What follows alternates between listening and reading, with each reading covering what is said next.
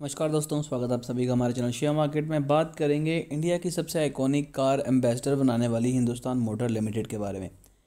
Stock ने again 10% का upper circuit में दिखाया हुआ है आज। तो देखिए, ये जो अपर सर्किट है इसके पीछे रीज़न क्या है वही जानने की कोशिश करेंगे। उससे पहले बात करते हैं इसके 5 दिनों का रिकॉर्ड। तो स्टॉक 5% की गिरावट दिखा रहा था, एक मंथ में 30% की रिटर्न है। पिछले 6 मंथ में स्टॉक ने 21% के रिटर्न दिए हैं। और ये जो तेज़ी यहाँ पर थी 25 रुपीज़ का जो स्टॉक ने हाई बनाया, वो सिर्फ एक रूमर की वजह से बनाया था कि एम्बेसडर कार वापस से मार्केट में हिट कर सकती है। 10 रुपये का स्टॉक देखते देखते 25 रुपये तक गया। नेक्स्ट चार्ट आप यहाँ पर देखिए कि ग्रीन में है, पहले ये रेड में हो चुका था। और एक टाइम था कि ये स्टॉक का जो हाई था वो 86 रुपीज़ का था। वहाँ से गिरावट करते करते स्टॉक बिल्कुल लो पे आ गया था 2020 में 3 रुपये 2 रुपये के बाद ट्रेड करने के बाद स्टॉक 25 रुपये का हाई बना के वापस से नीचे आ गया। वापस से तेज़ी आ रही है। रीज़न सिर्फ एक है कि जी हाँ, अभी भी जो कार है एम्बेसडर 1500 सीसी से 2000 सीसी डीजल इंजन में आती थी, वो वापस से आ सकती है।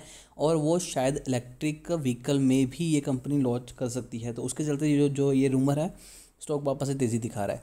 अगर बात करें कंपनी की, तो 500 करोड़ से छोटी कंपनी है। 440 करोड़ के आसपास कंपनी की मार्केट कैप है। स्टॉक P50 का है। स्टॉक अभी भी आपको थोड़ा सा ओवरबॉट जोन में जाता हुआ नजर आ रहा है। बुक वैल्यू नेगेटिव में है। करंट प्राइस 21 का है। जो हाई बनाया था 26.8 का बनाया। लो इसने 9 रुपये 50 पैसे का बनाया। कंपनी की बुक वैल्यू नेगेटिव में है। कंपनी के पास रिजर्व नेगेटिव में है। कंपनी आपको डिविडेंड बिल्कुल भी नहीं दे सकती। फेस वैल्यू कंपनी के पास 5 की है। PAT प्रॉफिट आफ्टर टैक्स की बात करें तो माइनस में है। डेट फ्री कंपनी है, ये एक अच्छा साइन है।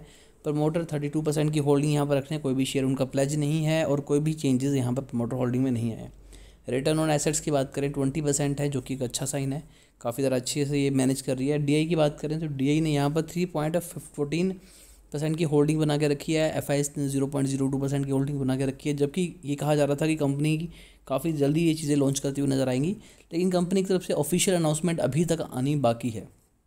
अगर बात करें प्रॉफिट ग्रोथ की, तो 2406% इंक्रीज़ हुआ है, जो कि बहुत ज़बरदस्त है। जबकि कंपनी की सेल्स नहीं हुई हैं, तो ये भी एक बड़ा इम्पैक्ट कंपनी के ऊपर डालेगा। और कंपनी अगर वापस से लेके आती है अपनी आइकॉनिक कार, तो शायद कंपनी अपने आप को वापस से संवार सकती है। मार्च 2014 में कंपनी की जो सेल्स थी वो 182 करोड़ थी, जो कि अब नील है। बिल्कुल कंपनी की सेल्स नहीं हो रही।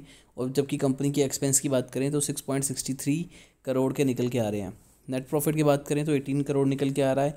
और जबकि ये 18 करोड़ कहाँ से आ रहा है तो बात करते हैं, तो वो है 27 करोड़ कंपनी की अदर इनकम से।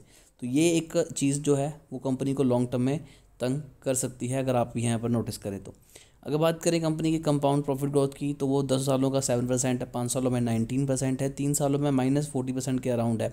स्टॉक प्राइस CAGR की बात करें सिंगल डिजिट का है। 10 सालों का पिछले 5 सालों में 22%, पिछले 3 सालों का 53% और पिछले 1 साल का तकरीबन 90%। रिजर्व कंपनी का लगातार नेगेटिव जा रहा है। कंपनी के पास पैसे नहीं है। कंपनी अपने एसेट्स को सेल करने के बाद बिल्कुल छोटी होती जा रही है। अब तकरीबन 30 करोड़ के कंपनी के पास एसेट रह चुके हैं, जो कि कभी 420 करोड़ के हुआ करते थे। ओवरऑल अगर सम अप करना हो तो कंपनी के हालात बुरे हैं, लेकिन अगर कंपनी किसी तरह से अगर ये बात साबित कर देती है कि जी हाँ, उनकी जो आइकॉनिक कार है वो वापस आ रही है, तो स्टॉक में आपको तेज़ी डेफिनेटली दिखाई देगी। तो इस चीज़ को ध्यान में रखिएगा। फिर भी अगर आपकी कोई क्वेरी रहती है तो कमेंट कीजिए। हमारी कोशिश होगी कि आपको एक अच्छी एडवाइस दें। अभी के लिए दोस्तों इतना ही।